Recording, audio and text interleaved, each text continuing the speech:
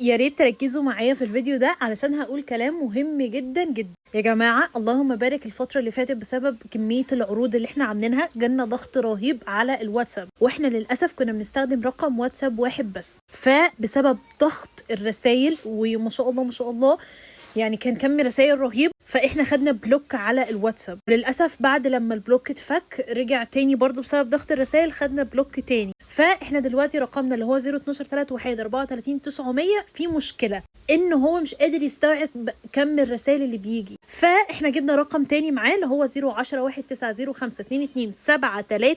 ده رقم، يا ريت اللي كان باعت رساله على رقم 012 يجي يرجع يبعتها على رقم 010. نديله بس كده يومين او اسبوع لحد لما الدنيا تهدى شويه، علشان الواتساب يا جماعه موجب معانا على الاخر الفتره دي، وبعديها نرجع ان شاء الله نستخدم الرقمين عشان حتى الضغط يبقى على الرقمين. فمن هنا ورايح رقمنا او هيبقى رقمين 010 و 012 بس. من هنا الاسبوع تقدروا تتواصلوا معانا عن طريق رقم فودافون بس اللي هو 010. بعد الاسبوع دوت ان شاء الله هنفتح الرقمين علشان الرسائل تتوزع عليهم. فيا ريت اللي كان باعت رساله او اللي كان باعت ديبوزيت او اللي كان باعت لنا اي حاجه على رقمنا القديم يبعت لنا النهارده على الرقم الجديد، وشاكرين ليكم.